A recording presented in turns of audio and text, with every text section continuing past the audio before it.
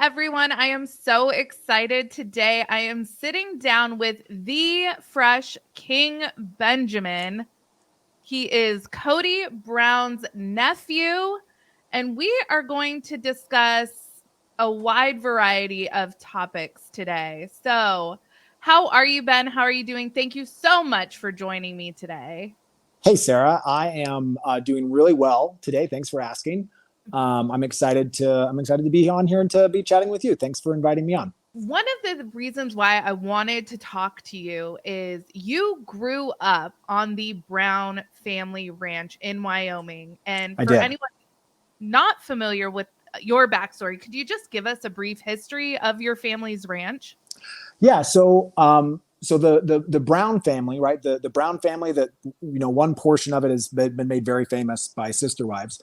That family has been part of the Mormon movement, the Mormon cult, the Mormon ideology since almost its inception. So since 1835, when Mormonism started, my family joined like right then. And so it's been like hundreds of years. And over we kind of bounced around a little bit. So we came across to Utah in like the 1850s. We ended up in southern Utah for a while, and then we got called by the prophet at the time. I don't know who it was. It was probably like Lorenzo Snow or somebody. He called my family up to Wyoming to basically homestead, right? To sort of help found a Mormon town up there. And so they did. They came up, and that's when they got the ranch. And that's sort of been in my family since like the early 1900s, like 1918, I think is about when my family ends up there. And for most of the time that ranch is in my family's hands, my family is LDS. So there are a bunch of different sects of Mormonism, right? The way to sort of understand is there's this big umbrella of Mormonism, which is the worldview. It's basically you accept that Joseph Smith was a prophet, that he saw God, and that he, had certain magical things happen to him. Right. And one version of that is what's called the Church of Jesus Christ of Latter-day Saints, which is the kind of the dominant one. Like when people think about Mormonism, generally they think about the LDS faith. So for most of my family's history and their relationship to the ranch, they were LDS. But then around the time that my dad was kind of coming of age and he was starting to get married, this would have been around the same time that Kody was as well. Okay. And his parents, my paternal grandparents, they sort of also started getting interested in polygamy, and so they all sort of joined at the same time. And so the ranch that I grew up on, it initially was just like a family property, right? It was a family property that had sort of been in the family for generations. And then as my family started to go more deep into the Mormon cult, as they started to get into some of the more like basically joining the AUB and becoming a little bit more, a little more fundamentalist. Okay. Yeah. Yeah, okay. That's kind of sort of what that term means, right? There's sort of degrees of Mormonism, right? So they sort of went in deeper. And right. As they went in deeper, what sort of happened to that, because that piece of property is it's like 5 miles outside of the nearest town. It's a rural community. So there are lots of homesteads like this. So it's not uncommon to have, to have a family ranch and to sort of live on that ranch and then to go into town sometimes. But what happens when my family joins the AUB, the polygamous version of Mormonism, and leaves the LDS version of Mormonism, is that all of the LDS people in the community now are very upset and they shun my family, which sort of, and then my family also kind of does that to themselves, because they're sort of now entering this worldview that says everyone's wicked.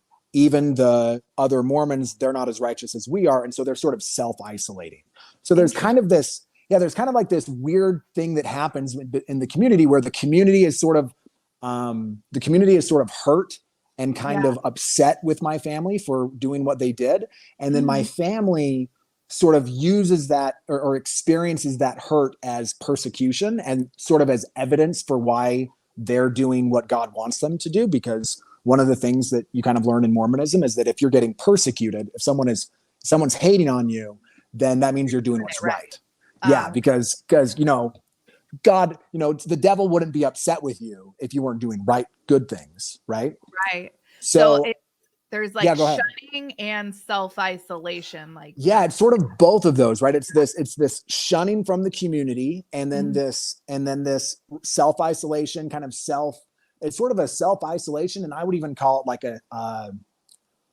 a self-aggrandizement. Like they're also sort of saying we found the chosen version of Mormonism, right? We found the special secret sauce that's going to let us get into the very secret top of Mormon heaven, which you can only do if you have multiple wives, right? And so when I talk about, I started talking about my family's ranch and started using the language of compound when I started doing comedy. And Right. initially that was sort of a joke, right? I was kind of like, haha, like, but the more that I've really examined and sort of understood the nature of what a compound is, right? A compound is just a place that's removed from society Mhm. where you can sort of shape and control the information, the experience, right? All of the different things that are happening to the individuals who are living there in order to kind of perpetuate the version of the whatever it is that you want to perpetuate, right? And in the case of my family, what they wanted to perpetuate was polygamist Mormonism. And so that's kind of what they did. That seems like a really long-winded answer to your question, but did I go where you wanted me to go? Yeah, I kind of wanted to get like the why. I think one of, and we talked prior, one Yeah, of the reasons why I think the information that you have to share is so vital to kind of fans of the show Sister Wives is you kind of get the why. We don't yeah, get the why when we're watching the show. We just get what, your uncle and your aunts want to share with us.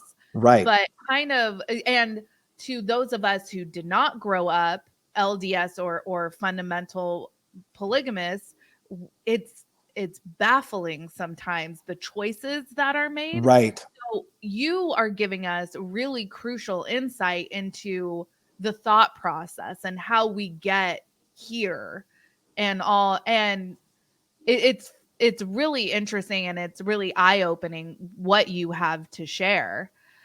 So Yeah, how I many think that if I could oh, just maybe follow up on that, like that's one of the reasons why in our conversation before, like I really vibed with you and I appreciated the way that you kind of approach this conversation because I think that there's obviously interesting stuff about the Sister Wives family, right? Like right. obviously it's dramatic, there's polygamy, right? There's all it's polygamy was made for reality television. It's It really perfect. truly, It yeah. really was, right? Like I've watched some other reality TV and I sort of get, and polygamy is perfect, right? Oh, All yeah, of those, because you have all of those complicated relationships, right? yeah. And I think what I'm hoping to try to do in conversations like this and in the work that I do outside of this conversation is I want to help people understand why people who are really trying to do good and people who are really trying to be the best version of themselves might get stuck in making choices that seem absurd from the outside. Mhm. It's because there's a mental process, there's a whole mythic structure in their brains that they Mhm. haven't been able to dismantle yet that make the decisions that they are making make sense because they don't make decisions. You're not in when you're in a cult, you're not taught to make decisions based on sort of that inner spark of humanity that all of us have, right? We all kind of have this innate sort of expression, and you're not taught to make decisions that way. You're taught to look to who's in charge and to Mhm. model your behavior as much as possible on that, because any sort of deviation from that is going to result in punishment, right? And so I think there's a more interesting conversation to be had about Sister Wives than just like gossip. I think that what you Yeah. see in the Sister Wives is actually a really unique insight into a worldview and a reason for acting within a worldview that Mhm. impacts a lot, like it impacts millions of Americans, right? Mormonism Yeah. is a big deal. And it's not just the Sister Wives family that is being sort of spun into chaos because of it. There's lots of people who are experiencing that. Definitely. And just, there's a whole other conversation that could be had about like Mormonism and MLMs and just like the economic drive there. That's the Totally. money that is generated via Mormonism. Yeah. It's an economic It's an conversation. economic engine for sure. Yeah. Yeah, definitely. Speaking of, so your family's ranch was a working ranch? Yeah, so it was a cattle ranch. That was sort of the Oh, dream of my grandfather. Who my grandfather kind of was the one who, so the property kind of like we had a bunch of it, and then as the family sort of grew, it sort of got dispersed out and sold out. And oh, so my interesting. grandfather sort of had this vision of kind of bringing it all back, Uh-huh. and so he started running it as a cattle ranch. He never did very well. Okay. I don't know if it's just hard to make money as a cattle rancher in Wyoming, or if my grandpa was just bad at money, or maybe if it was a little bit of both of those. But as they started to kind of try to work the ranch, what happened was that the leader of the AUB, his name was Owen Allred, Mhm. he came up to Wyoming. He sort of saw the ranch. He kind of saw what was going on, and he told my grandpa that that he needed to. And I don't know if this is what he told him or if this is just what grandpa assumed from it. But the story that I was told was brother Owen told grandpa, "Hey, you need to acquire this ranch. You need to get as much land as possible." Mhm. Because in the last days, which are like tomorrow, right? They're just Right. right around the corner. Yeah. um, we will need the righteous saints will need to be able to use the ranch to escape from the calamities of the Armageddon, right? So the world will be falling Gotcha. apart. All of you wicked people out here will be burning in agony, and the polygamists are going to run to Wyoming to escape the apocalypse on my family's ranch. Um, and the ranch never made enough money, though, right? It never made enough money to keep acquiring more land. It never really made enough money to kind of keep itself going. And Mhm. so in like the early 90s, the family on the ranch decided that they were going to start a bakery, right? So they called it Country Bakery. And the idea was that we would be able to make sort of homemade, like all natural bread. And then Mhm. we would take it, and because we live really close to Yellowstone National Park. It was like a 3 hour drive, right? Oh, And okay. so when people would come to Yellowstone, we would deliver to the stores there, and we would clean up, right? Like we would sell hundreds or thousands of loaves of bread every summer. And that was sort of the bakery then sort of became the economic engine, or the thing that sort of made the money so that the ranch could sort of continue, right? Okay. Well, And speaking of, I was just gonna no, say, go ahead. Yeah, speaking of Yellowstone, the show, I don't know yeah, if you've ever seen it. I think Kevin Costner on that show said like ranchers, if you break even, you're like you consider that a win or something. yeah. Like you're. So I know nothing of ranching, but it seems like that might be common that you're I think it is. constantly, yeah. Yeah, and and that sort of is maybe another way to kind of to think about the question of Mormonism and kind of what's going on from Mm, in this part of the world, because in some ways the reason the ranch, like I think the reason why Kevin Costner would say that in Yellowstone, the reason why mm, that's probably a reality, is that the ranch is like that's an economic engine that we've outgrown as a species. Like that was a yeah, hundred years ago. There were yeah, ranchers, and cowboys. mm, We're growing meat on like in like factories now. yeah, Like we don't we don't need we don't need cows. And yeah, so I think that like in some ways it's just sort of a dying off, right? Like there's just sort of like this dying off of the old ways. And when the old ways sort of die off, if you're not the sort of person who sort of accepts reality, and believes that there's sort of an ultimate good in the world, that we're sort of trending towards something positive, you can sort of hold on to some of those old ways and be like, ooh, I gotta keep this. And Right. Yeah. and I think in some ways that's kind of the mistake that my family fell into, is they got really scared when the world changed, when the world started changing. Yeah. And rather than sort of welcome this new world with an open heart and with open arms, they sort of were like, oh, we got to protect our shit. Yeah.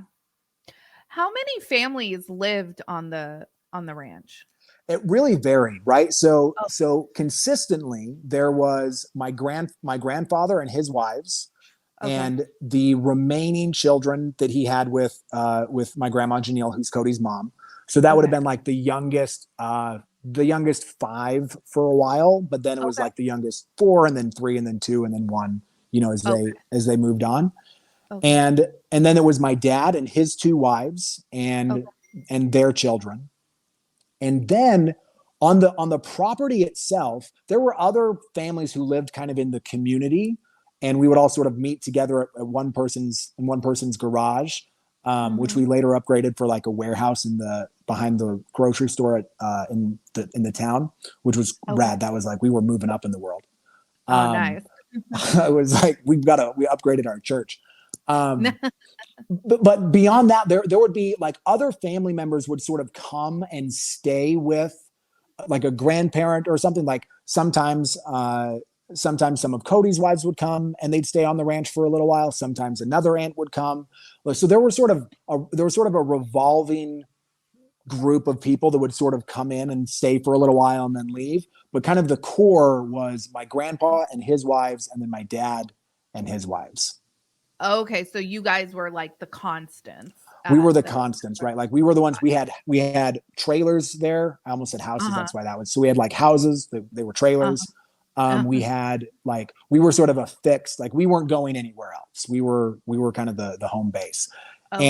and that was important for my dad, because my dad really bought into this idea of the importance of the ranch, of helping my grandpa sort of achieve his vision um, of kind of acquiring all of this property. Mhm. And um and so that was his life's mission, right? He was willing to kind of be there, do the work. He eventually took over the bakery, which is why the bakery sort of ultimately fell primarily on my dad and his family to run. And Oh, that's okay. kind of where the labor trafficking started, is that then he initially they like hired people from outside of the community and outside of the like people that they knew to kind of come out and do it. But Right. they didn't like having the influence of the world. Like these girls would show up and they'd be wearing tank tops. Oh, okay. Yeah. And they would Heaven to Betsy. yeah, and sometimes they would listen to really harsh popular music like Britney Spears. Oh, okay. And so like do not Yeah. corrupt the ears of these children. Yeah. And so they sort of stopped doing that, and then they started having there are all these kids that are hanging out and they're not going to school, and you can kind of like, they're homeschooled, but you can kind of build the homeschool schedule around what you need to have happen in the bakery. Okay. And yeah, so that's kind of how that started. Okay. So with your aunts and uncles that would kind of stay or and leave and stuff, how often were you interacting with like your cousins, your aunts, your uncles? It really depended on the time. It depended on like we would have like weekly, like Sunday family dinners, right? Okay. And we'd usually have those down at my grandma's house, which was on the property, and like most everyone would come. The kids would all play together. We'd play like Dare Base or something, Mhm. and then the adults would hang out and chat about God stuff. Nice. Yeah, just good times at the family ranch. That's either gonna be some terrifying conversations or Yeah. some. Yeah, and I'm sort of joking about that too, but I also want to give my family the credit that they, because everyone in my family is very sincere, right? They're Okay. very sincere, in my experience at least. They're very sincere in their desire to do the right thing and the good thing, and to be like that part of them is really like when they're because I'm saying they're gathering and they're talking about God, and that's scary or something, and it is, but it's also like they're trying their best under a system that's really convoluted, right? Mormonism as a religious system is it's very difficult to find a way to make that into something that is rational and kind. And so they're trying their best. They're just sort of locked in this worldview that's taught them to be that sort of good is bad and bad is good. That's so interesting that you call that out. And I think that that's a really important call out because, especially in these later seasons where we see Kody act in a way that is truly appalling at times, it definitely seems like he is having this inner battle with himself, Totally. like with his what he doesn't want to do what he perceives that he's known to be right his entire life, and it's like this inner struggle playing Mm-hmm. out on our screens. Yeah, I mean, I can't tell you how difficult it is to have what Mormons call a faith crisis, right? Which all that really is at some point, if you're Mormon and you grew up that way, at some point you're going to realize that you were lied to, right? That you were told things about your belief and about what was real in the world that were not true. Either they were not true or they were horribly misrepresented, or they were just like, there's a whole, you just learned that you were lied to, right? And I think in some, that's really hard. That's a difficult thing to do because it requires you to you sort of have to rebuild your entire world almost from scratch. And that's psychologically, that's quite challenging. And you have you have the sister wives kind of doing that on national television. And Yeah. I think that's difficult, right? That's a tricky thing because I've like we're going to watch some clips later. I looked at them, so I sort of know, I'm aware of the way that Kody has acted sometimes, and there's not a part of me that's going to defend that kind of behavior, but I do think it's really important that we understand that kind of behavior, that we understand really where it's coming from and why it's like, because he is having like his whole life, he was told that if he lived a certain way, if he did the right things, that he would have a happy life. Yeah. And to the best of his ability, I'm confident that he has tried to do all of the right things. And his life is blowing up. And that sucks. Yeah, it does. That's a shitty thing to feel. Yeah. And especially if you are in if you're raised in a context where like you're not taught really great coping skills, or you're not taught emotional intelligence, or you're not taught you have none of these skills that people in the wicked world have, because you were never taught them. So you're just like, you're really emotionally, I think everyone in Mormonism, and these are my people, right? This is my family. This is my world. Everyone in Mormonism is a little bit underdeveloped, right? They're underdeveloped emotionally. They're underdeveloped mentally, sometimes just because they live in this fantasy world that sort of kept them. And so you can mature and you can grow from that. But you're going to make some big mistakes along the way. And if some of those big mistakes happen to be recorded and then put on a national reality television show, that sucks. Yeah, and you're opening yourself up to judgment from people who don't have the context to have who don't really have they don't understand the thing, which again, to be clear, doesn't excuse bad behavior, right? Because it's possible. You definitely need to, like, that's a shitty thing that happens to people, right? And when shitty things happen to adults, it's adults' responsibility to kind of step up and be like, okay, I'm gonna work on this shitty thing that happened to me. And so I think there's, in my world, there's space for both of those, right? Like a lot of compassion for the people and the reason why they're acting the way that they are, And let's call out poor behavior when we see it. Absolutely. It has to be.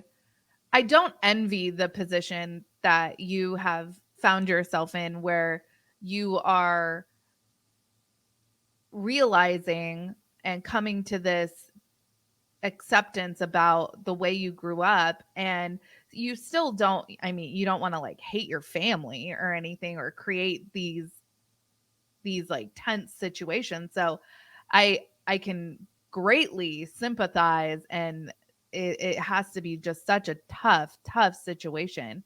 Tell I Because on your interview with Cults to Consciousness, you went into detail about the bakery, and Mm-hmm. I want to talk about that a little bit. Just what did a working day entail for you? How young were you when you went off to work? So the way to kind of understand it is like it's a process. It's kind of an experience, right? So you never like get dropped into child slavery on like the worst part of it, right? It's sort of Right. you're slowly built into it, right? So Right. child labor, what it really looks like is, like when I was 8 years old, um, my family found things that I wanted. Like I really wanted a pet, and so they told me, hey, you can get a pet if you earn enough money in the bakery to get yourself a pet, right? Mhm. So the idea was you help out in the bakery, they keep track of a certain amount of money for every time you're doing that, and then you just sort of build up enough credit to get an animal. I wanted a dog. I was told no dogs because we had plenty of dogs on the ranch. So my second option was a pig, which I knew from reading Babe was they could be pretty clever and you could Mhm. train them. So I was Mhm. like, okay, pig would be a great second choice for a dog. And so I started kind of going down, and I would do small jobs that 8-year-olds could do, right? So I'd go down and I'd like, one of the jobs that I had was I would load bread into the slicer, right? So we had a big slicer. I don't know if you've ever been to like a bakery, but they've got big slicers with like a whole bunch of little blades that are basically the Yeah. length of a Yeah, the I length of worked a at Panera in college, so yeah. I So sliced bread. Yeah. yeah, you get it, right? I So would there's not have an 8-year-old do that, yeah, but I also I also would not have an 8-year-old do it, yeah. especially because while I was doing it, I got my finger caught in it, right? So Yeah. because this is what happens with child labor, right? It's not like the problem is that kids are pretty good at working, Mhm. and they enjoy doing things that are challenging and fun, Of right? course. Yeah. So for me as a young child, my options kind of were like I could be kind of in my house kind of bored because there weren't a lot of friends around to play with, Mhm. or I could kind of be in this place where I was doing something that felt kind of interesting, that felt kind of challenging, and I could kind of like I could sort of play. And the issue is that there's not when you're a child and you sort of groomed into that, you don't realize that you're sort of giving away your labor for either free or very much below market value. So you're being exploited, you just don't know it. Yeah, Because and I think a lot of us can understand there's chores, having chores, earning an allowance and things like that. And of course, you might not be earning minimum wage for whatever your chore was, but it's reasonable. So there's like yeah, a level of reasonable that you can be expected to do as a child or teen, but then where it crosses the line into unreasonable. And if you're being neglected for your education or working beyond like 8, 10, 12-hour days, like that would be probably unreasonable. yeah, and I think too that part of the unreasonable comes in with like is because chores are like I'm helping the household run, right? Right. Yeah. a child labor is like I'm now stepping into this other world where it's not our household, Mhm. it's the vehicle that we use to generate money, You're so right? right. Yeah. And now we're sort of in a different space, And then I think you're right too. There's also levels of degrees, right? So as an 8-year-old, what am I doing? As an 8-year-old, I'm loading the slicer. At one point, because I'm sort of, I'm in this place and I want to do well and I want to try new things. And the slicer looks pretty cool. I talk my way into getting put on the slicer. And then because I'm 8, I put my finger in it. Yeah. And so then I'm injured. And we don't go to a hospital because hospitals are dangerous. So we kind of like patch it up, and someone there has been a nurse once or something. And so Okay. she does her best to kind of take care of it. And then, it just kind of continues from there. Right. So as I'm turning 11, now I'm working full days, right? When I'm 8, I'm working maybe 3 or 4 hours at a time. When I'm 11, I'm working an 8-hour day. Wow. When I'm 12, when I'm 11 and 12, I start delivering with my dad to Yellowstone, which means that I'm waking up sometimes at, when we got to go deliver, I'm waking up at like 2:00 in the morning. I'm loading the van. Then we drive for a little bit, and I'll sleep some of that, but I won't sleep other parts of it because dad will have me drive. So I'm 11 years old. I'm driving a van fully loaded so that he can get some sleep. And then, we kind of work all day, and then we get home late at night at like 11 or 12. Wow. So that's like a 20-hour day. Yeah. And that happens, 2 or 3 times every week of the summer. Wow. And in addition to that, when I'm also working in the bakery at the home, and that goes up as I get older, right? When I'm 14, by the time I'm 14, I'm regularly working in the bakery during the summertime, 16+ hour days. Wow. And I'm getting paid between 25 cents and 75 cents an hour. Wow. Now I have to ask, because we know that, Cody's family for a period of time lived there. Were they also working? The kids, were they working with you in the bakery? Like, I don't have any specific memories of any of Cody's kids working like specifically, but I do know that very often when family would come visit, they'd come help us out in the bakery. So they'd come work for a couple of hours. So I'm sure that Cody's kids cycled through at some point. But I don't know like I don't know what kind of hours they worked. I don't know what kind of pay they were getting. I just like I would sort of suspect that because it was really my dad's family who kind of had ownership of the ranch, that there was possibly a little more light. Okay. So probably if they did work, it wasn't maybe to the same extreme or to the same degree that you were working. Okay. Yeah. And I don't know, like there very well could have, because I didn't see everything that happened, right? There's a lot going on that I'm even now still unpacking. But so I wouldn't be like, if one of them came out and said, yeah, I worked 12-hour days in the bakery, I'd be like, I would believe that.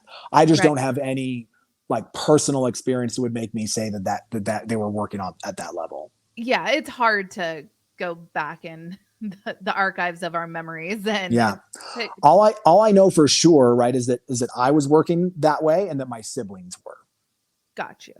Okay. So I want to talk about, there was this one TikTok that you did where you were responding to a viewer or a fan of yours. Their question was about if you had ever seen Kody exhibit abuse. Mm-hmm. And you said that you hadn't specifically, you're not going to speak on because you don't know, but then you started going into your relationship that you had with Kody's dad, your grandpa. And I wanted to kind of touch on that. What was Win like? Grandpa Win was a really scary person. Okay. Because sometimes he would be fun, he would be loving, he would be, a little rough, but sort of a kind of a roughness that was sort of endearing. You kind of like because you felt safe. Mm-hmm. And then sometimes he would fly into these towering rages that were really disconcerting and were really scary to be around. And so I can remember, having him like grab me by the arm and like shake me and like scream in my face, and Wow. then stand up and then kick me in the ass like several times Wow. as a very young child, right? Like he was bending over to do that. Mhm. And it was kind of funny. Maybe funny is not the word. One of the reasons I like comedy, and one of the reasons I learned that I needed to go to therapy, was Right. that I would tell stories that I thought were funny, and then I realized when people responded Like them that they were jaws not. on the floor. Yeah, everyone's like, "Oh my gosh, I'm so sorry." Yeah. So I don't know. I don't know if what I'm about to say is funny or not, Okay. but uh, there was sort of an element of, you kind of just get used to the world that you're in, right? So Mhm. when Grandpa Win is an angry man, and sometimes he grabs you and takes his anger out physically on you, you kind of learn not to get grabbed by Grandpa Win. Run away, right? Don't let him. If he freaks out, if you hear him screaming, don't go see what it's about, right? Go hide somewhere. And that sort of feels normal. And it's not really until much later, right? Like I'm an adult at this point. I have my own children, and I'm talking with one of my sisters who's also left, and she says something like, she's kind of referencing this thing that Grandpa would do, and she says to me something like, she's like, "How would you respond if our dad did something like that to one of your kids?" Mhm. And that was sort of the first time that I'd ever really seen that dynamic clearly. And I was like, oh, I would never talk to him again. Right. If Yeah. my dad Mhm. physically assaulted my Yeah. child Right. in a fit of rage, I Mhm. would never talk to that guy again. Yeah. Right. And that sort of helped me kind of realize um, the level at which uh, the abuse that was sort of rampant in my family was, Mhm. and also sort of our unwillingness as a wider family to really acknowledge and to talk about it, and to just say what happens, right? Like, Right. because that's an extreme thing to say, right? Like that you would never talk to your parent again. Yeah. um but sometimes you have to set boundaries like that. And Absolutely. I Yeah. think that what has sort of happened in my family and in a lot of the world of Mormonism, because of the way that Mormonism orients you and sort of teaches you that it's not okay for you to set boundaries for yourself, that we just have kind of this really, what we have a whole bunch of humans who are just used to excusing and explaining away the bad behavior of their family members, who are Mhm. often men, and rather than clearly and kindly and directly talking about what those behaviors are, and Mhm. saying that those behaviors are inappropriate, right? Yeah. I think And that's so important. it's so important because we otherwise you end up with, with family cultures where abuse can just kind of pretend like that's just the way, like everyone would just be like, oh, that's just Grandpa Win, that's just Grandpa Win, he just Yeah. gets angry. Yeah. And that is not true. That was Grandpa Win's rage. And it was, as adults should take action to protect children Yeah. from things like that. Definitely. I don't want to speak about anyone who didn't appear on the show, but you had two grandmothers appear on the show, Janelle and Cheryl. Mm-hmm. I don't know. I think Cheryl came into the family later, so I don't know how much you interacted with her, but what was your relationship like with Grandma Janelle and Grandma Cheryl? So the way that it felt like to me growing up is that I had a bunch of grandmas, right? So there were a bunch of grandmas on the ranch, and they all kind of had their different personalities. You could all kind of like go to them for different things. Um, but I enjoyed, I, like I'm pretty critical of polygamy, and I think that a lot of stuff about polygamy really sucks. But for me, at least, one of the things that was kind of rad is I had a bunch of grandmas, and they all were super great to me, and I loved like all of them very much. That's a comment. Well, all the kids that have spoken out, the having a bunch of moms part, the having a bunch of siblings. There's a whole slew of criticisms that can go along with it. But the big family aspect, and specifically having a bunch of moms and grandmas, and Christine has talked about, like, that was her idea of polygamy. Yeah. A bunch of grandmas, Oh yeah. Yeah. And grandmas, so like and they were all kind of different, right? So like Grandma Cheryl, she was a little more, she kind of had more of like a professional energy. She worked, Okay. she kind of, she was sort of like very business-like, but very, she was always really kind to me. My grandma Janelle, she was a little softer. She was a little more creative, right? A little more, now I just think she's super adorable because she's super old and she'll tell you the same story like 3 or 4 times, but she's like super cute. And so, yeah, there's like, and it's also just it's not just my grandmas on my dad's side, right? Like I'm also getting a grandma in for my other mom. I'm also getting my mom's. So there's like a lot of grandmas kind of, I think I counted once, I think I had 8. Wow. Which is a solid amount of grandmas, and, yeah, I have a lot of really fond memories of all of them. That's good. It's nice that there's those good memories to fall back on too. We don't want to just be like bad. Totally. Well, but bringing it back to maybe some not so positive things, you have talked about on your TikTok, Mormonism's history of problematic racial ideologies. I wanted to kind of ask you your opinion on that, specifically how it pertained to your upbringing, your family, how that was kind of instilled in you, and how you kind of fought against that. Yeah, so I would characterize the worldview that I was raised in as a white supremacist worldview. Wow. And the reason that I would characterize it that way is that the message that I got in that organization was that there was a white bloodline that was righteous, was more. Mormons believe in something called the pre-existence, meaning that before we had bodies, we had spirits, and our spirits lived in spirit heaven with God, and they were going to come down to earth and get bodies. And there was some disagreement over who would be in charge on earth, Jesus or Satan. Satan ultimately gets defeated. He rebels against God.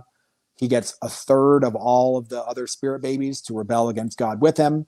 God and 1/3 of all of the other spirit babies fight against Satan, kick him down to earth. That's where all the demons are from, by the way. So there are like millions and probably billions of demons running around down here. All of them were male, according to what I was taught, which is why polygamy is a thing, because there was like perfect soulmates in heaven. You got everyone had a soulmate, but then some of the boy spirit baby soulmates, they rebelled, right? And so then there were these lost poor little girly spirit babies, and then they just got sort of grafted onto other soulmates, right? But then there was another third. There was another third of the spirit babies who were called the fence sitters. Basically, they sort of, when there was this fight happening, they were just kind of like chilling out, being like, we'll join whichever side wins. And so they didn't get cast down to earth like Satan and his people, but they weren't as righteous as the people who'd fought with God. And so God was like, okay, I'm going to punish you guys on earth, and you won't be able to have, the blessings of the church and be able to like get your exaltation assured and get the ordinances that you need. Because in Mormonism, in order to go to heaven in Mormonism, you have to experience like some specific ordinances that like, you got to get baptized, you got to go to the temple. There are certain like acts that you have to perform, and then you get to go to heaven. Gotcha. Okay. So they're like, you can't have those until all of the descendants of the people who fought for, like all of the people who fought for God, until they get it all. So we all get to have it first, and then those people get to have it second.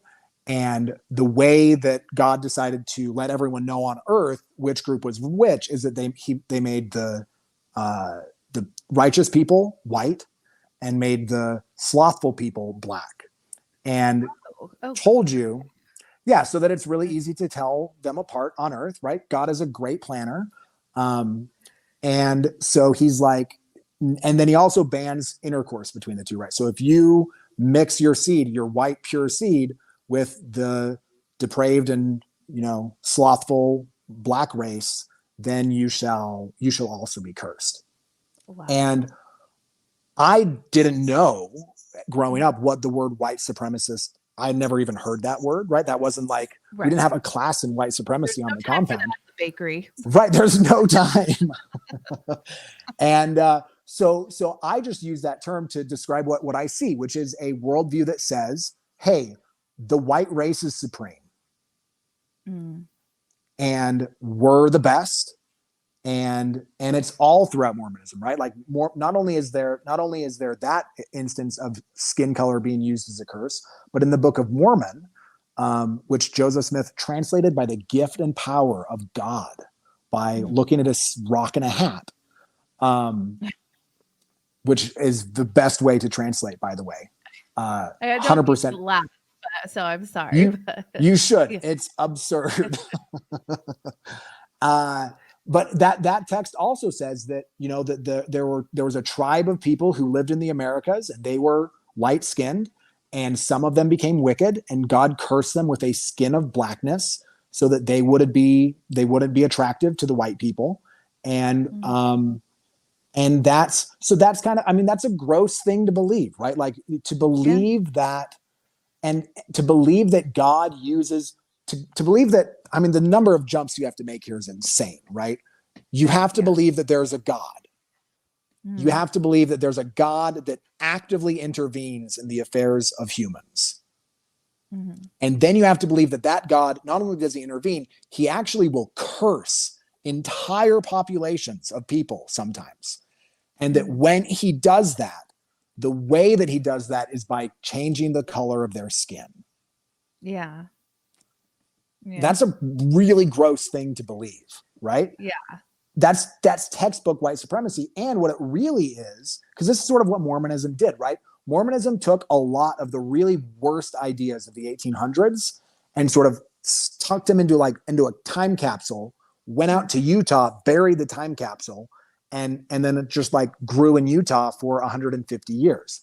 And so that's textbook white supremacy from the 1830s, when people were saying, black people are descended from Cain, they're cursed, that's why it's okay that we enslave them, right? The Book of Mormon too is the Native Americans are descended from this wicked Lamanite tribe, that's why it's okay that they're being genocided right now.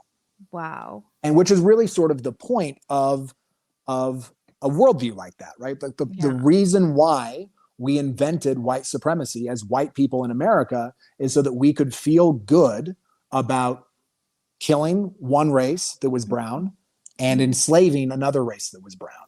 Yeah. Yeah. And then so we could continue to feel good about not doing anything to fix that. If you detach people from their humanity, then it's more palatable somehow. Yeah. I understand that. Was there any kind of you tell a story of, I don't know if I saw this on your TikTok or where, but of you wanting to go to Uganda and you kind of being discouraged from doing so. Do you want to talk about that? Yeah. So I felt when I get sent out to go to college with kind of very strict rules about what I'm supposed to believe and not believe, because they wanted me to become a lawyer, right? Oh. And so they were like, you gotta, because which should have been like a red flag, the mafia is that's the family that sends people off to become lawyers, and so they're like, yeah, you should go be a lawyer. And as I'm doing that, I'm there's this one day I'm just at a library and I see, like, I'm at the college library and I see this little poster on the library wall that's advertising a summer trip to Uganda, where Oh, you'll kind of teach teacher development classes to like high school and elementary school teachers, and you'll live with a family there, and you'll kind of get to you'll go on a safari, and all of that sounded pretty rad, and mhm. and I also kind of felt like this little, like, you're sort of taught as a Mormon to listen to your intuition, and they call that the Holy Ghost. And so I Okay. sort of felt this little hit that just kind of said this little, like, it sounded like a little voice in my head that it was just like, hey, you should go to Uganda. And I was Mhm. like, okay, well, that's probably that's the Holy Ghost giving me a prompting. I need to follow up on this. And Sure. so it's a lot of money. I don't have any money. So I start raising money to go. I am discouraged from going. My dad tells me not to go. I tell him I'm going to go, even though you told me not to, because I feel like God is telling me to go there. And that was really the first time. I think at that point I'm 18 or almost 18. Mhm. And that was the first time that I'd ever like directly gone against what my dad told me to do, right? Because you're sort of groomed in there to be very respectful of your parents. Your Right. father is your priesthood head, right? He talks to God for you. So not only does he have the Oh, weight okay. of not only does he have the weight of a parent, he also has the weight of God, right? And I was like, no, I feel like I'm supposed to go. And he's like, he didn't love that. And so he's like, well, what if I get Brother Lemoyne to tell you not to go? And Brother Lemoyne at this point is the AUB prophet. Oh, And that would have been, because what you're taught is like you get to follow your intuition and your prompting. But if that goes against what the prophet says, then you're wrong. oh, okay. Then it's Satan talking to you. So you got to be Okay. careful, Right. because Satan can use that phone to God too. Mm. And it's very tricky. Satan's super tricky, like I just think I have sneaky. received the wrong call once or twice. Yeah, yeah, you get Yeah. it. um, so I decide to go. I ultimately I tell my dad that I'm like, look, I'm gonna go. Mhm. I guess if Lemoyne calls me, I'll have to figure that out.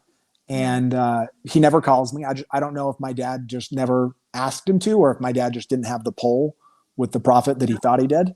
Okay. Um, but yeah, I get to go there. Kody is actually one of the people who helps me raise the money, so he gives me Oh. a pretty significant amount of what I need to go to Uganda, and that's one of the reasons, and also just my general experience with Kody, why I understand the crap that he gets, right, for sure. Right.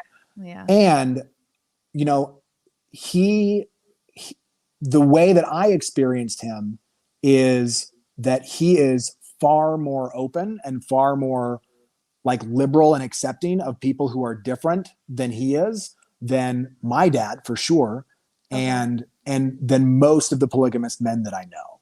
So I know that right now he's sort of got kind of a rocky relationship with a lot of his kids, which makes sense given the Mhm. show. Yeah. Mhm.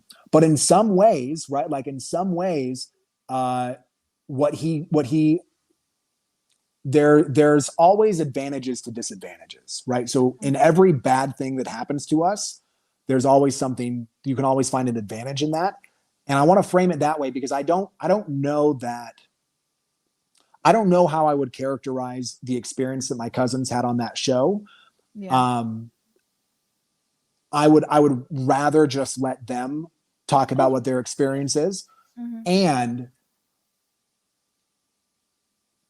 I could understand that there would be a level of frustration and anger and hurt because of the show, right? So I could understand why there would be conflict with Kody right now.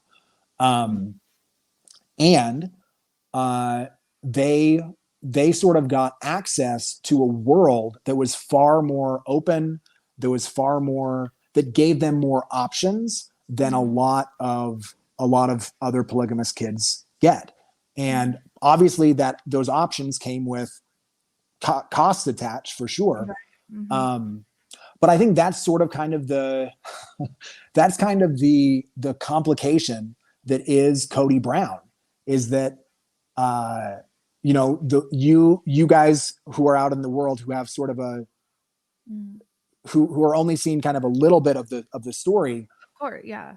It looks kind of wild. Like Kody looks very extreme. And then someone from my perspective, who's sort of coming at it from the other angle, he can appear very open, right? He can appear very, very progressive, right? Like, so it's just kind of, I think what it really does is it shows you how deep the Mormon hole goes. That for a lot of people, and for me specifically, like this was the experience that I had of Kody was he was like my liberal uncle. Interesting. Okay. That's because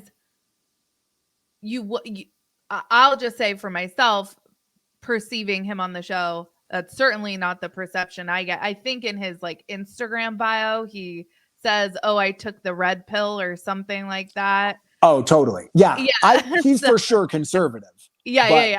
But I'm just coming like if there's a spectrum, right? Right. Yeah. And conservative is here and liberals here, Kody's here, and I came from like here, right? Okay. Right. Gotcha.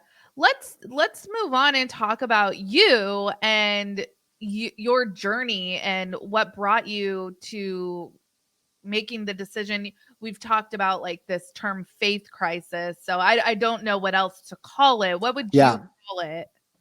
I would call it an awakening.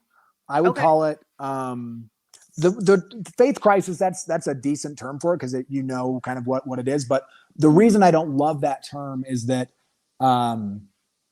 really what's happening is that there are a number of lies that are told to members of Mormonism about the origin and creation of Mormonism. And they are lies that if most reasonable people, if they knew the truth of these lies, they would choose not to associate with that organization or to give that organization their time, money, and faith, right? So I don't like calling it a faith crisis because my faith was fine, right? My capacity to believe, right? It's not that was the problem. It's that I was lied to. I was told some, the institution itself tells lies, right? And so, for me, the first sort of, but really what that is, the way that I would describe that is Mormonism, whatever version of Mormonism you're in, and however tight that net is wound around you, it creates sort of a mental framework that you use to navigate the world in, right? And that's the way that humans are sort of designed to operate, right? We all sort of exist in these mental models of the world around us, and some mental models are really aligned with reality, and so they work well. And some mental models don't align well with reality, and so they start to break down over time. And as they start to break down, that creates a lot of cognitive dissonance inside of in your head, which is basically just the sensation of what I think is real and what is actually real are not lining up. So I'm really having to kind of question what my reality is. And so Mormons refer to that as you kind of like put things on so things kind of come up that create cognitive dissonance, and then you put things on your shelf. You sort of just say, I'm not going to think about that. I'm not going to think about that. And it's it's actually, I think, very much like being lied to in a relationship when you like, there's just like a bunch of little things that kind of are like, sort of like, kind of, you're like, oh, that's a little weird. Oh, that's a little weird. But you don't really think anything of it at the moment. But then eventually that all leads to a point where something big happens and you're like, oh, I see this clearly now. And I see clearly all of those other things. You can sort of see what that looks like. And so for me, the thing that really started to crack the world that I was in was racism.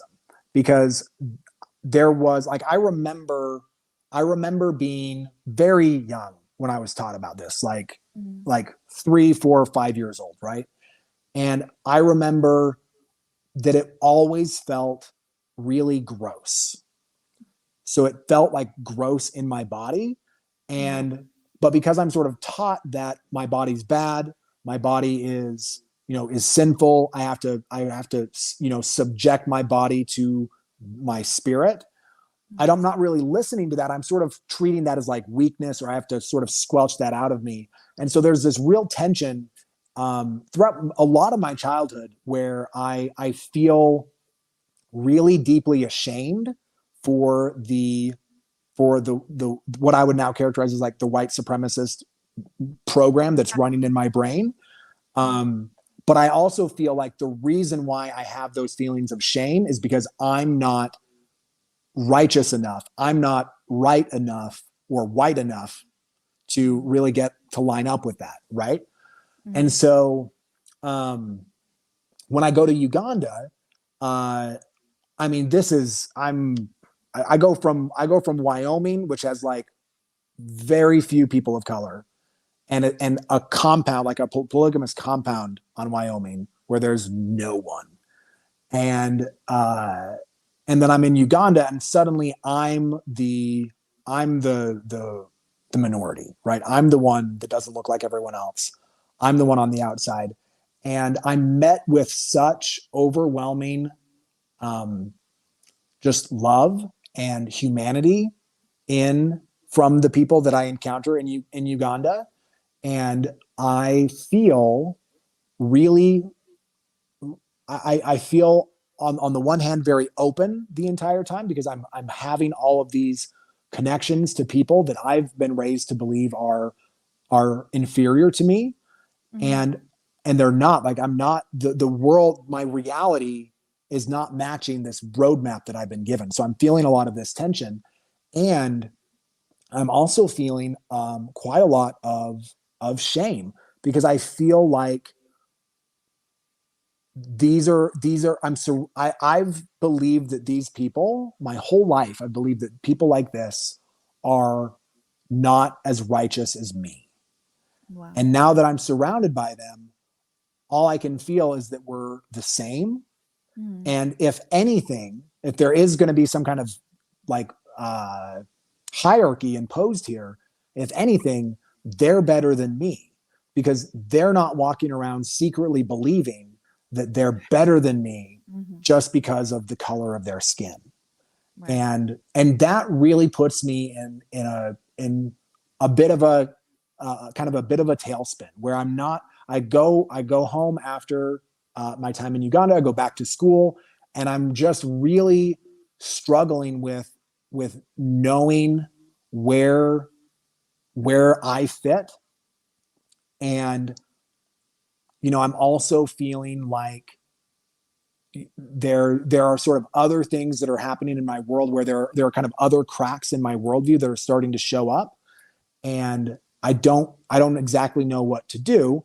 And then about a year after Uganda, I make a decision to join the LDS Church because I it it felt like a way to sort of jettison a lot of the more nefarious, kind of the darker versions of the Mormon belief system, to kind of say like, oh, I don't believe in those things, Right. but the rest of my world can kind of remain intact, right? So the LDS version of Mormonism, they moved on from the racism in 1978, which is way too late to move on from racism if you're a Right. prophetic organization, because Mhm.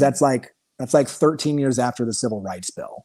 Mhm. So you're not a prophet if you're 15 Not years exactly late. groundbreaking Right. at It's that not point. exact. Like, everyone had already figured this out and they didn't need you, but they Yeah. finally get on board with it. But even then, right, like they still haven't, fully and publicly apologized to African Americans for treating them like second class humans for Right. over 100 years. They still haven't apologized to uh, natives for telling just really gross and awful lies about the origins of their populations.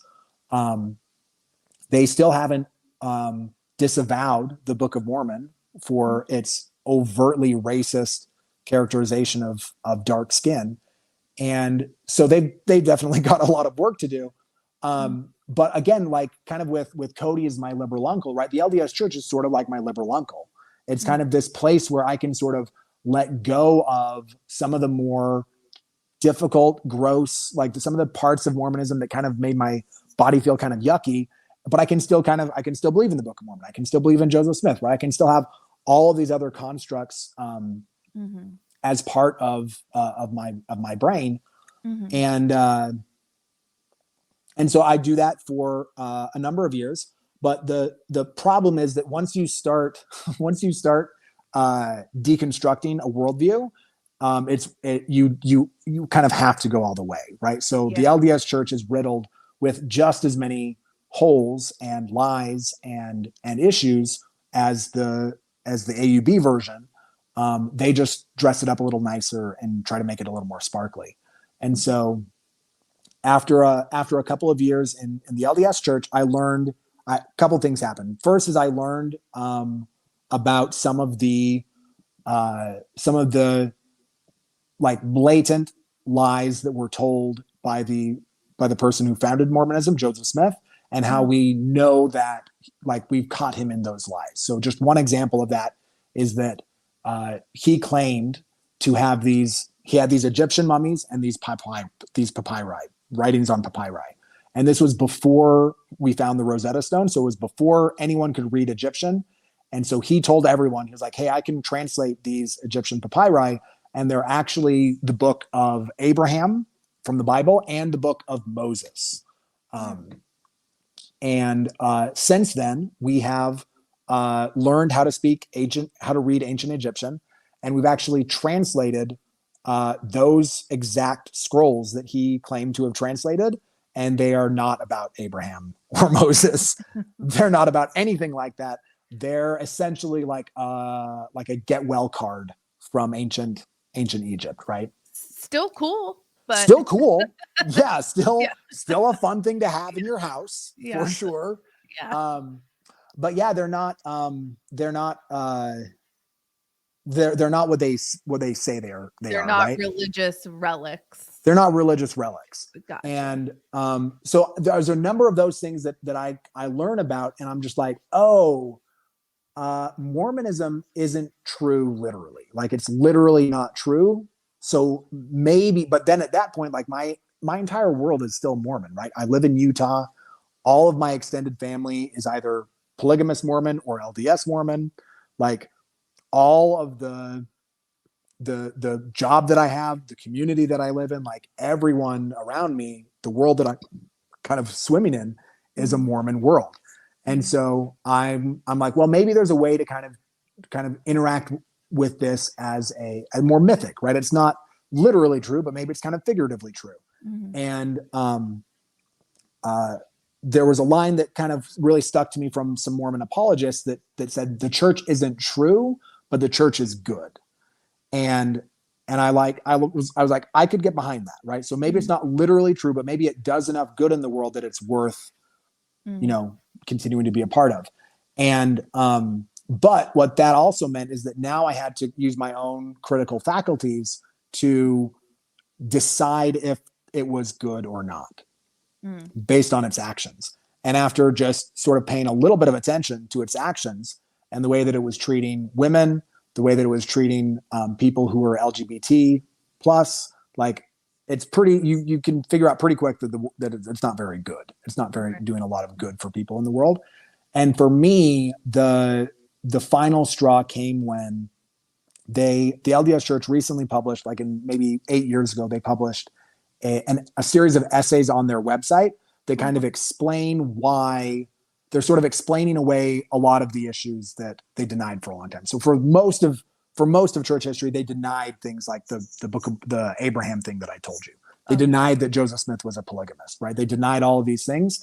And then when the internet made it really impossible to not deny those things anymore, it made it so that they published a series of essays that kind of explained away the things that they'd been lying about before. And one of the things that they'd been lying about before was whether or not Joseph Smith um, married teenagers in plural marriage, right? And I say married because everyone talks about Joseph Smith or people like that plural marriage is marriage. It's not. Marriage is a legally binding institution, contract that gives parties legally binding obligations and rights over each other. Mm-hmm. What polygamists do is not that, right? There's one dude who has one of those with one person and then a fake thing that has no legal binding, no protections with all these other women that he's able to talk into that. And Joseph Smith did that with 37 women, 4 of whom were under the age of 18. Ooh. And one of them, the youngest, was a girl named Helen Mar Kimball. She was 14. And when they published that essay explaining that happened and acknowledging that Joseph Smith had indeed married this child, they said that the way they phrased it was that Helen Mar Kimball was sealed to Joseph Smith several months before her 15th birthday,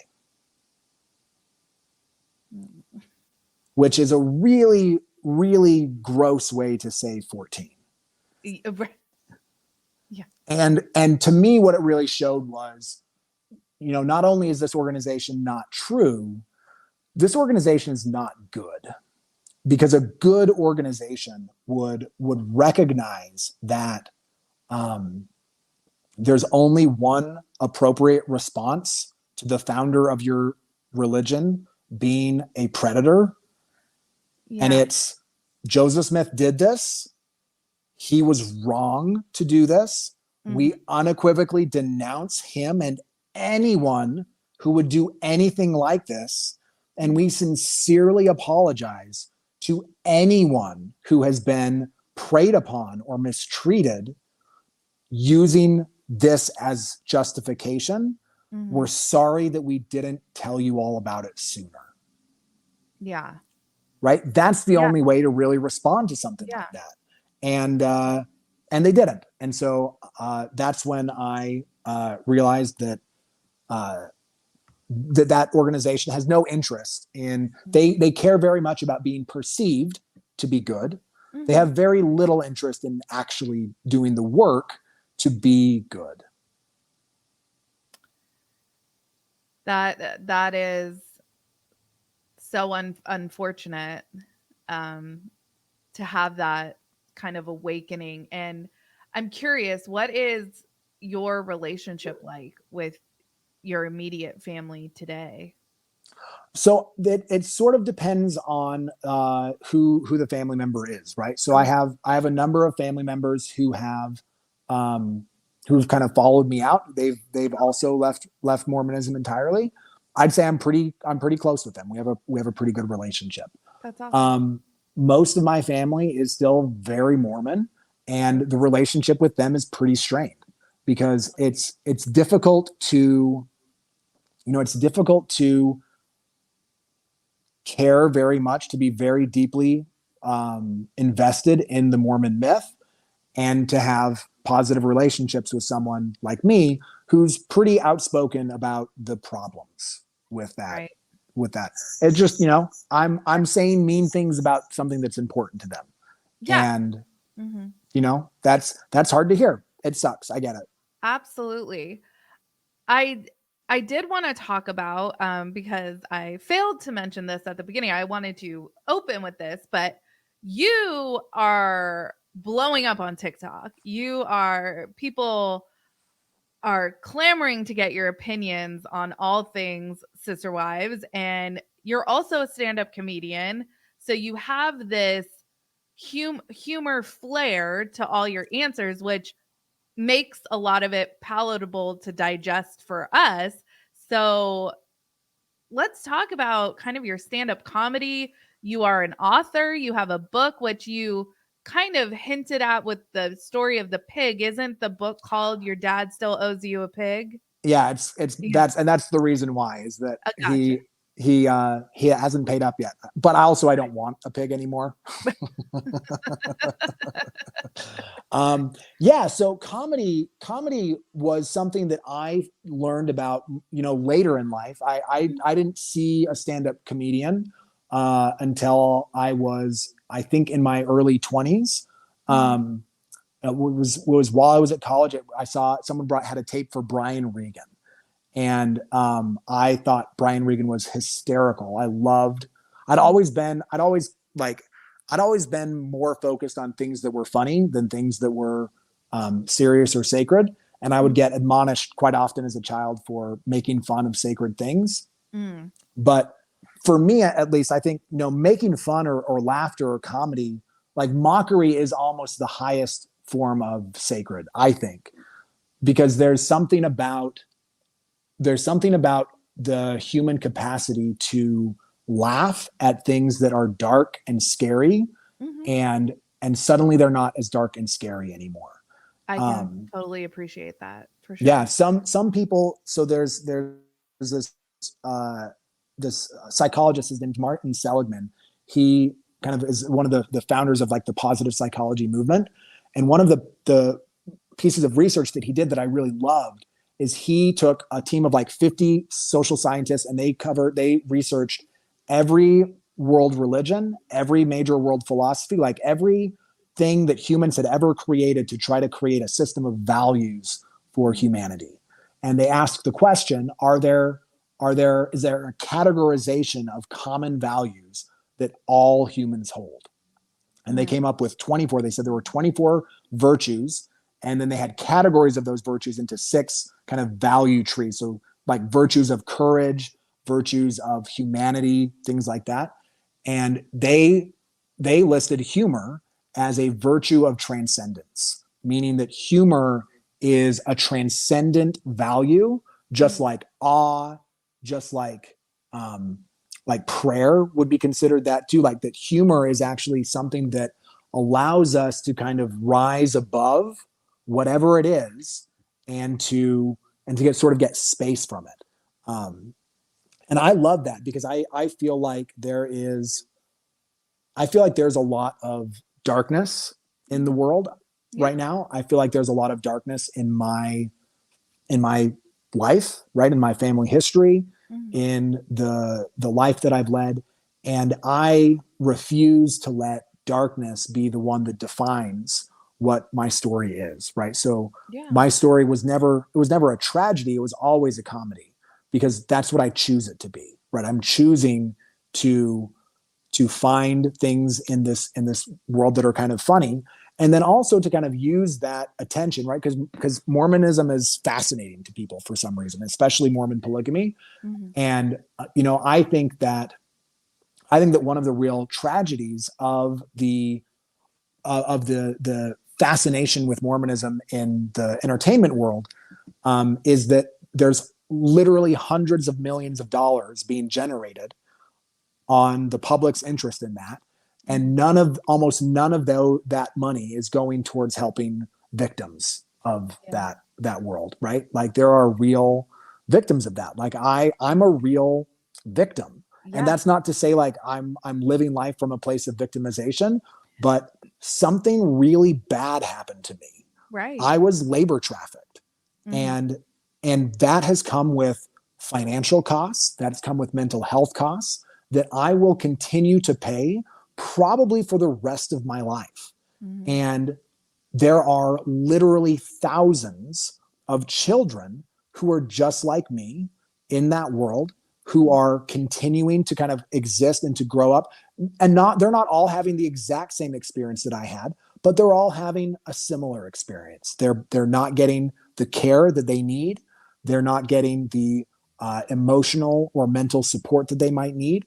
They're probably getting exploited in some way, even if their parents aren't deliberately like trying to exploit from them. When you're poor and you're on the outskirts of society and you have 35 kids, you end up exploiting some of them because you just have to.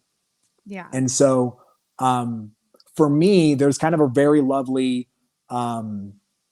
I've been fortunate to kind of find a place where the thing that I'm naturally good at, the thing that is naturally kind of like fun for me, that kind of draws my interest and turns me on and makes me want to kind of be in this world the way that I want to express, also happens to line up really nicely with a wound and a people that are in desperate need of healing. And I get to kind of be one of many of the people who gets to facilitate that. And the way that I facilitate that, because this is what I'm good at, is I talk about it, I explain it, and I make fun of it. That that sounds excellent. And you're really funny. I've really Thanks. enjoyed I've caught bits and pieces on your TikTok, and the way you answer questions also is so succinct with a flair of humor, and it really helps those of us who didn't grow up in this lifestyle understand more. And I think that's really helpful too. Let's talk about the show a little bit. So, what was the general consensus about Kody and his family doing a national television show? So there was no general consensus. Okay. There were, I think probably in all of the AUB and definitely my family, there were people who really supported it. There were people who really didn't. My dad was pretty in favor of it. I actually think that my dad has been on a couple of episodes. Mhm. I think he might make an appearance when they go up to the ranch. I think that he might make an appearance. I think there might be like a brothers trip episode. Yes. If I'm remembering right. My dad really believes in the end times, like the end of the world, and that when that happens, the people who are going to be leading everything are going to be the righteous polygamists. So I think that he saw the show as sort of a vehicle for polygamy to kind of come out of the shadows and sort of take its rightful place as the rulers of America. Okay. So you're welcome. You're about to get controlled by the polygamists. Don't worry, it's going to be fine. They're really good at governing. You have said that Christine is your favorite aunt. What are some things about Christine that just set her apart from all the others? You know, I wouldn't even say that it sets her apart from the others, but the thing that I love and just really have always appreciated about Christine is that she's a genuinely warm person, Mhm. where you just know that when you're with her, when you're interacting with her, when she has when you sort of have her attention and her presence, she's very attentive, she's very loving, she's very real herself. And so there's kind of like this it just feels good to be with Christine. You know, she That comes feels good about herself, she Yeah. feels good about you, Yeah. and it's just kind of like you're kind of like, I'm enjoying this. That's I feel like that comes across from her on the show, so that it tracks with Yeah. what we see, people who don't know her at all. Yeah. Um do you think that how Mormon polygamy is portrayed on the show is an accurate representation of the lifestyle? I think it's an accurate representation, or as close to accurate representation, of a more liberal, open version of polygamy. Mhm. I don't think that, I think that a lot of the sort of family dynamics and kind of the challenges that the family faces are probably pretty common across a lot of polygamous families. There's Mhm. always going to be competition for the man's attention. There's Mhm. always going to be, the man is always going to have favorites, right? Like that's just a normal, like, that's one of the reasons why it's not a great system, right? Yeah. Is that you can't help but have favorites with people, because It yeah, some it seems people like are funner having to be around than other people. yeah. Right. And And so when you're in a system where you kind of can't acknowledge that, you sort of have to pretend like you love everyone, then it just like more polygamy just doesn't work, right? It creates issues where without it there wouldn't be an issue, right? Like no one would question a man having a preference for one woman if Right. there weren't like that Yeah. thing that of course you're like, of course Kody likes Robin the most. Right. Of No course one you would would. begrudge Kody and Robin their happiness Totally. if there weren't All of all these these other other weird yeah, things that were happening. And right. so what that ultimately kind of means that I think is really tragic is that nobody gets what they want. Right. So you have a whole bunch of people who are trying so desperately to do what's right, to be good people, to do the hard things so that they get the rewards that they're promised, and then they just don't. That's something I've noticed too is like it seems like everybody lost. Like everybody ended up miserable. Even Kody and Robin, like I Yeah. wouldn't even call them winners in this situation because both of them in like interviews that they've done have talked about like how hard their marriage is now. So it Yeah. doesn't even seem like they may have fallen in love with each other, but it cost them everything. Everything that they thought that they were building.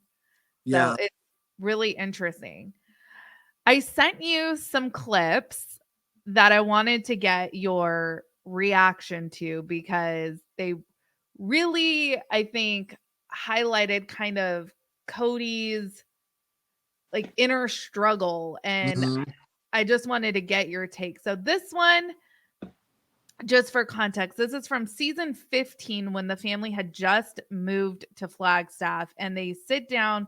Janelle had kind of gathered everyone and wanted to kind of get a temperature of where everyone was at as far as wanting to continue being a family, essentially. And everyone's kind of putting in their 2 cents. And then Kody says this. I am more aware now than I ever was before the apparent and obvious unfairness in the relationship. I have all the love I want, and you guys sometimes feel like you're pining constantly for me to, give you some. Mm. Hold on. What are your thoughts on that? That really kind of breaks my heart Mm. because I think that that is such a great summary Mm. of why fundamentally a relationship like this doesn't work very well, Mhm. because there's no doubt in my mind that Kody did the best he could for everyone. I'm Mhm. sure he did. I'm sure he tried really, really, really hard. And there's no way he was ever going to be successful because humans need more care. Like wives need more care and attention than a quarter of your wife energy, right? Kids need more time and attention than a 16th of your kid energy, Yeah. right? So it's just impossible to do everything. So you have this dynamic where all of these women are craving more and more attention from Mhm. him, and Mhm. then he's like probably feeling super drained that he has to give all this attention. Yeah. He talks about that all the time about just how exhausted he Yeah. is, and then he's always like the wives, specifically Christine, will talk about how he's not around, and he'll be like, "Oh, I am around," and it's Yeah. like, "What?" I'm Like, sure that both of those things feel true, right? Because yeah, from yeah, Cody's perspective, right, he's like, I'm always fucking talking to somebody. right, yeah. Like I'm always talking to I have somebody. 18 kids. What's Everyone's got going something. on? Yeah, And then everyone's like, yeah, but you're not ever talking to me.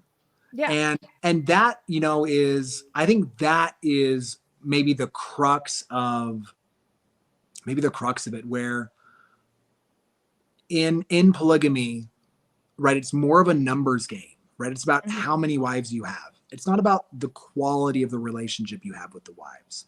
It's about how many kids you have. It's not about the quality of relationships that you have with those kids, right?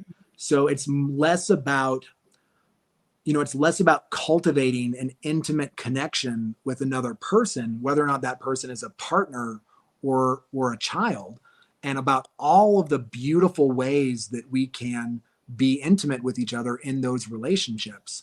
It becomes more about, hey, I've been commanded by God to multiply and replenish the earth. And in order to do that, I need to have a bunch of wives. I need to have a bunch of kids. And they're going to get just a little fraction of my time and energy because, frankly, that's all I have for them. And they're lucky to get that because I'm one person. Yeah, I'm sure that, part of what I really perceived with Kody in season 18 is kind of how he's putting himself like almost as much of a victim of the lifestyle as the wives and the kids. And I do agree to an extent, but I certainly, like you were saying, like there still is a space to be able to call out the bad behavior, even though we understand like what led to that. But it is interesting to me that Kody seems to be really reflecting on how unfair this really was to everybody involved. Yeah. And I would even agree with, I think that there is a lot of power in giving people the space to deal with to kind of deal with the way that they were victimized, right? Like, I think that if you look at Mormon polygamy and you say, this is a system that victimizes women and empowers men, I think you're actually missing you're missing something, because it's actually a worldview that victimizes both in different ways. And part of the male victimization process is that it often takes men who I don't believe that there's something about the male animal that is naturally a predator or naturally cruel or naturally, I think that men are loving and kind, like just in our bones, right? That's who we are. And I think that in some ways, the patriarchy that exists in America, really patriarchy anywhere, definitely the patriarchy as it exists in Mormon polygamy, it takes really tender little boys and then turns them into something that they're not. And as it does that, it makes them hurt other people in a way that victimizes those people and then traps them in their own victimization pattern, because it becomes really hard to, like, I feel really grateful that I left Mormonism before it turned me into something that hurt people. Yeah. Right? Because it was trying to do that. And, I think about like my dad, right? My dad, if he were to exit Mormonism, he would have to then grapple with the fact that he, in the name of a religion that is verifiably false, labor trafficked most of his children. That's a really heavy thing. Yeah. That would be I am so glad that that's not the shit that I have to work out with my therapist. Yeah. As someone in therapy as well, Right? Like, that's the thing that you have. And so when I hear Kody say, yeah, I feel like the victim here, I would say, yeah, I think that's true. And I think that one of the ways that you were victimized is to act in a way towards your wife and your wives and your children that probably victimized them. And so that's really difficult, but that's the only path to true healing is is first acknowledging what happened, right? So like you can't move on, you can't actually heal unless you acknowledge that. And that's tough. That's a hard thing to have to learn about yourself and to unpack. Yeah, it just, I think one of the things that really frustrates viewers is, and of course, this is just from what we see on the show, it seems like Kody's method of kind of processing is deflecting all accountability. It's all his, is specifically Christine. He has this like laser focus of blame that he just puts on Christine. And it's like she ruined polygamy for him. It wasn't like there was no part of anything he did that made this family fall apart. It was all other actors. His kids are talking bad about him. His wives are talking bad about him. Mary had an affair or whatever. And there's no, I think what viewers would appreciate from Kody is a level of an accountability that wasn't like, I did this, but, blah, blah, blah. Yeah. Yeah. I mean, and the first step towards real healing is an acknowledgement of like where you were culpable in your own life. Right. Mm-hmm. So like one of the things that we all eventually learn in therapy is that, I was doing it. Yeah. Oh yeah. I did all of it. Lesson learned. Right. Time's over. And as soon as you acknowledge that, then suddenly you've got your power back, right? Because now you're like, okay, I'm actually in the driver's seat of my own life, right? So I think that I agree with if Kody's saying, yeah, I feel like a victim of this, I'd say, yeah, you probably are. And then I would just say the next step of that is, okay, where have I been the author of my own victimization? Where am I responsible? What have I been doing? Right. A lot of coming back to reflect on your own actions and the way that you've shown up and the way that you're creating that, in the world. That's how you heal. Yeah. Let's take a look at this next clip. This one is from, I mean, I'm sure that you've probably been asked to react to it. It's the infamous knife in the kidney scene. Christine, I skimmed this last night. I've only watched like 3 episodes of Sister Wives. Okay. So this is new to me. Okay, so Christine has announced that she is moving. Her and Kody have already discussed their breakup between the two of them, but she's kind of announcing it to all the adults that she's leaving, she's selling the house, and this outburst from Kody ensues. Treated you like dirt from the very beginning. That's the relationship you have with her. And that's the reason I'm angry. That's the reason I'm pissed off. You never tried to have a really good relationship with these other people. You wanted to renegotiate a relationship with me, but you wouldn't even have a decent one with them. Man, just the knife in the kidneys over all these years. And the sacrifices that I made to love you. Wasted. Marriage is a call to be better than you are. Plural marriage is a higher call. I specifically wanted your take on that. Like marriage is a call to be higher, plural marriage is a higher call. What are your thoughts on that? Yeah, I mean, so he's saying something that is believed in Mormon polygamy, right? Like plural marriage is supposed to be difficult. It's supposed to be, it's actually the way that they talk about it is that it's the higher law of marriage, and what it's designed to do is to poke you in all of the places where you're weak. It's like a refiner's fire, right? And how do you refine metal, right? You heat it up, you burn it at such intensity that everything that's not metal burns up, right? That's what plural marriage is supposed to be. It's supposed to be a super, super hot fire that's so intense that it burns away, the suffering burns away all of the stuff that is that's not pure, right? That's not your godly self. So they refer to it as like it exalts you. The plural marriage exalts you by giving you something so difficult to do.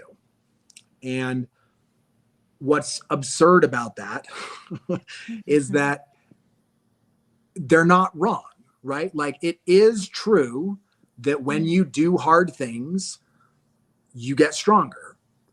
Sure. The problem is that sometimes you can just do hard things that matter, that are important, that will actually lead you to something good. And other times you can just do hard things that are just hard.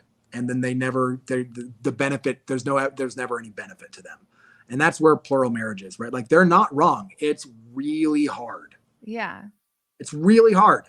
And so of course, like I look at that that outburst, and what I see is probably, several decades of repressed feelings. Yeah, the sacrifices I made to love you, that I was like, that's a knife to the kidneys being told that, as a wife of 25 years, like being told that it was a sacrifice to love me, I'd be like, well, F you, man, Yeah. And there's, I'm sure that there are feelings like that in all different relational dynamics within Mormon polygamy, right? Where it's like, because what you're taught that you're supposed to do is you have these negative feelings and you're supposed to master them, right? So rather than feel them and then express them in ways that are emotionally intelligent, you're just taught to master them. What does mastering look like? Mastering looks like stuffing it deep down inside of you so that it never comes out again. And so then your wife of several years is telling you that she's leaving on national television and it's being recorded. And then you say stupid shit like that. Yeah. Because it's coming from a place of, I'll bet it did feel like a knife in his kidneys. I'll bet he physically felt authentic emotion from him. Yeah. Like he doesn't get choked up very much on camera. And honestly, in like the interviews that they do, he always seems very prepared for what he's going to say. I think this whole bout of emotion really caught him off guard. That's what I perceived it as.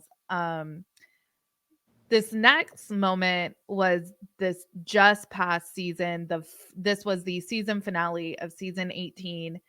Him and Mary finally have this, I call it like a come to Jesus moment, because they're finally laying it all out about their relationship over the last decade plus. And they call it quits finally. So let's take a look at that. Here feeling like it's ridiculous to stay in a duty-bound marriage.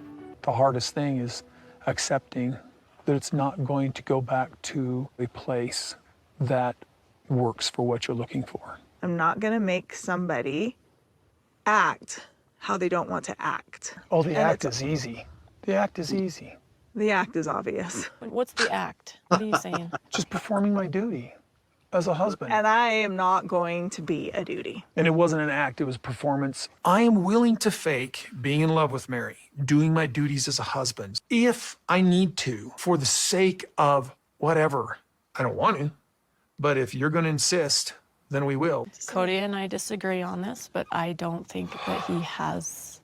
This is the agreement you required of me in order to get married. This agreement that I gave you, our sacred covenant, was if I'm ever not in love with you, I won't just sit there and be in a pathetic place with you.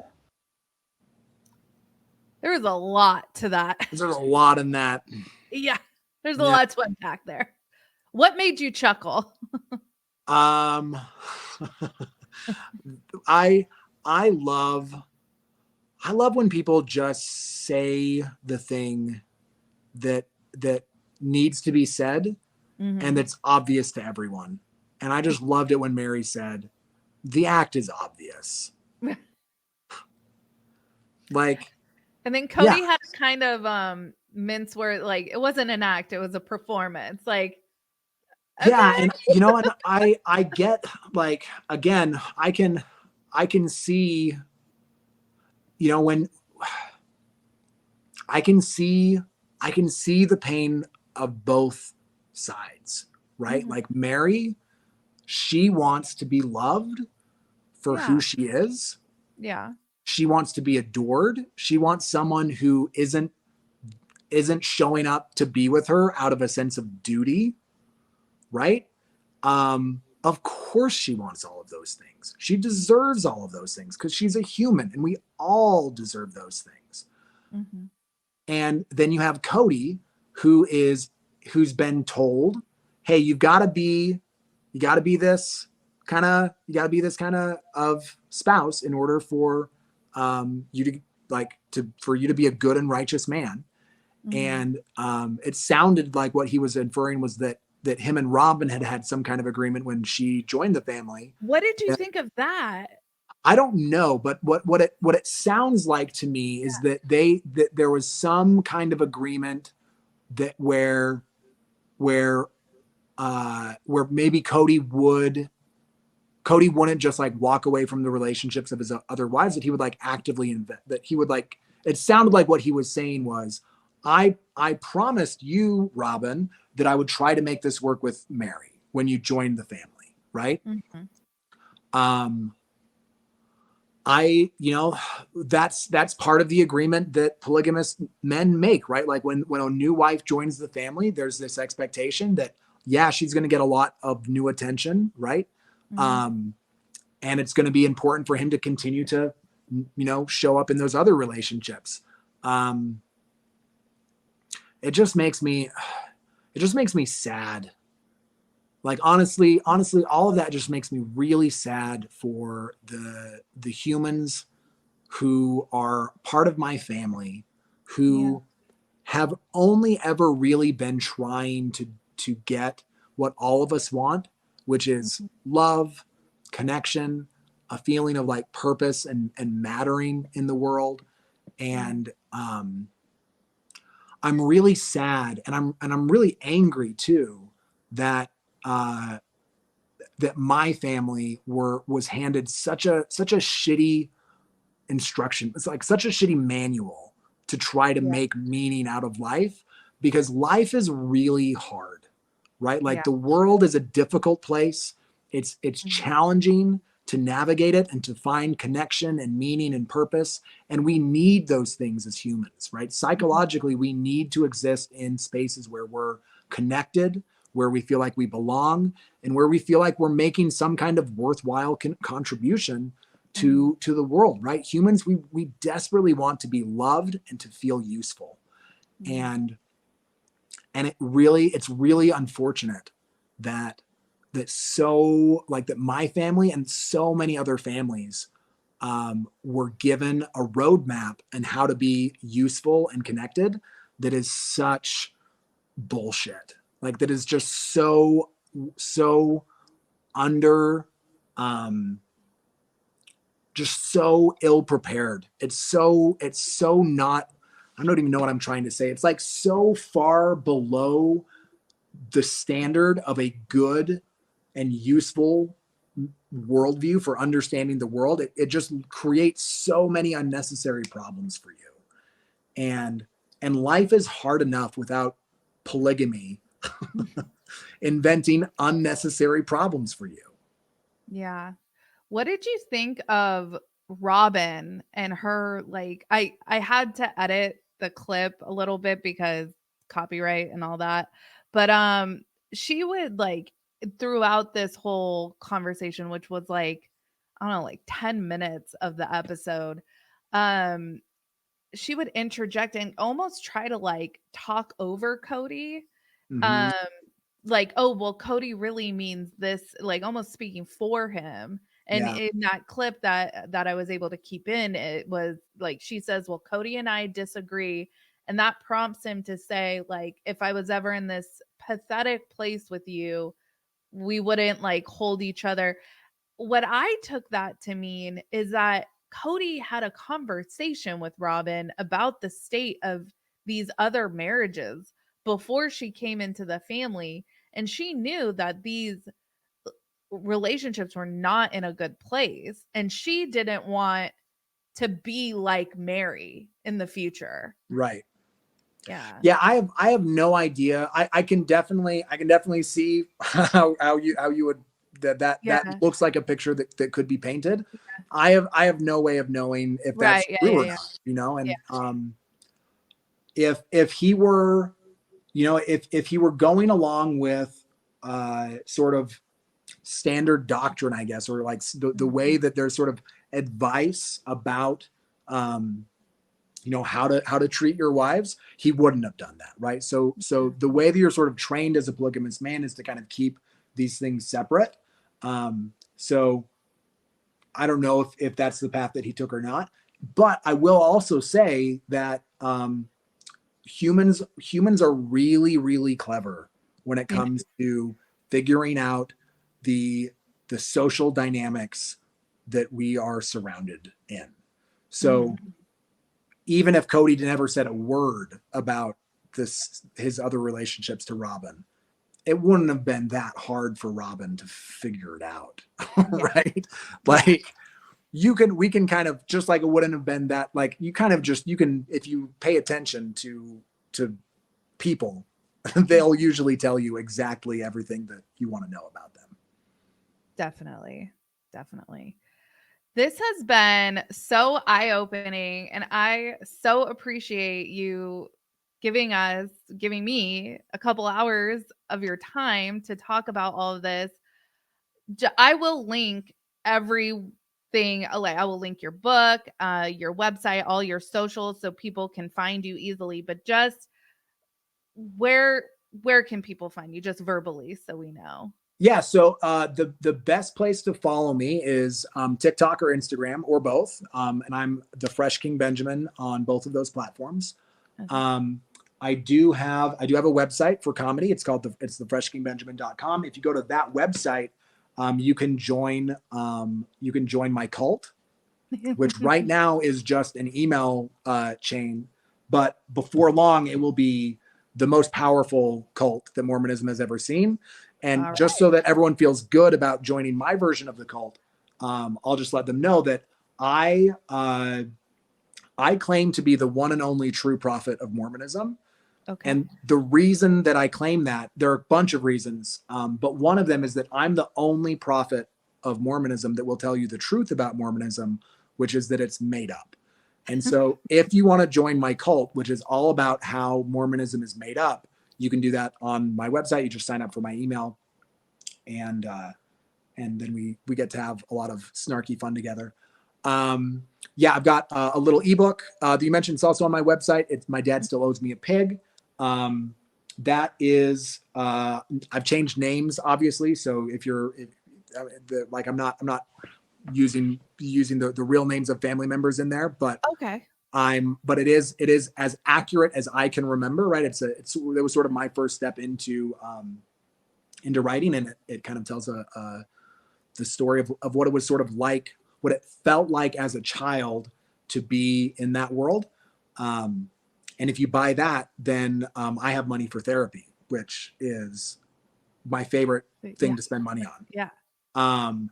And let's see. Yeah, if any of your, I don't know when this will come out, but if any of your listeners are in Utah and they want to come out to a comedy show, I have one on Sunday, February 25th. So that's this coming Sunday. Yeah, this should be up tomorrow, so the 21st. So okay, right. So you've got a couple of days if you're in town. It's wiseguyscomedy.com. Okay. And there's I'm going to be in what's called the Rickles Room on Sunday. And the last time I did that, I do this show once a month. Last time I did it in January, it sold out. So if you want to come, you should anyone who's listening, if you want to come, you should get tickets ASAP. Right. Yeah, and I think that's it. And I just appreciate your time and just the structure of the conversation and for letting me kind of give some context, because I think that there's obviously been a lot of interest generated about my family and about polygamy in general. And I appreciate the opportunity to maybe come in and try to give some context to that conversation, and then also hopefully nudge that conversation towards some healing, because there's a lot that needs to heal in that community. One other plug, if it's okay, Absolutely. is we didn't talk about this, but part of what I do with my comedy is that I partner with a nonprofit that's operates here in Utah that is dedicated to helping polygamous people transition out of polygamy into the wicked world. And they provide things like shopping assistance, job assistance, therapy, and just a number of services that people who are like me often don't know how to access or don't even know are available. And they've helped me at really important parts of my transition out, and they help a lot of people. They're called Cherish Families, and you can check them out at cherishfamilies.org. And if What you we'll have do is I can attach a fundraiser when this Rad. goes live. I will attach that, and if anybody feels compelled to donate, I think that is an excellent. Yeah. And I'll have you send me the information, and I'll link that in the description. I would love that. And if I could just say something to that, just that, to kind of like lean into your listeners here. Yeah. If you're watching a YouTube show about a reality show about sister wives, Yeah. you obviously are interested in this world. You've obviously gotten a lot about from your involvement in like watching the sister wives and kind of being involved in that world. And I imagine that you've often probably felt something like, I wish I could do something to help. Absolutely. And Yeah. I don't know really what to do. Yeah. And so I would just maybe like to speak to those people directly and say, if you've ever wanted to help, and either you don't live in Utah or you're not like in physical proximity to people, donating to something like Cherish Families is a really, really lovely way to help, because it is absurdly and sometimes prohibitively expensive to transition as a former polygamist into the world, right? I just personally, in my own healing journey, I've spent over $15,000 of money that I made out in the world for therapy. And I'm one of the very lucky ones, because I was able to have access to those resources, and I was able to learn about therapy in a way that I was able to then send those resources into something that really helped me. And so this is a really great, like, if you've been a fan of the show for years and you feel like, I kind of want to be able to give back, sign up as a monthly donor for Cherish Families. Give them like $20, $50, $100, I don't know, whatever you got, a month. And just know that, like, then I think that you can kind of feel good. You can sort of like continue to enjoy the crazy show that is Sister Wives. Yes. Yeah. And know that, like, that you're doing something to help people who are coming out of a very difficult world and trying to make better choices for themselves and their families, and can really use a lot of support in doing that.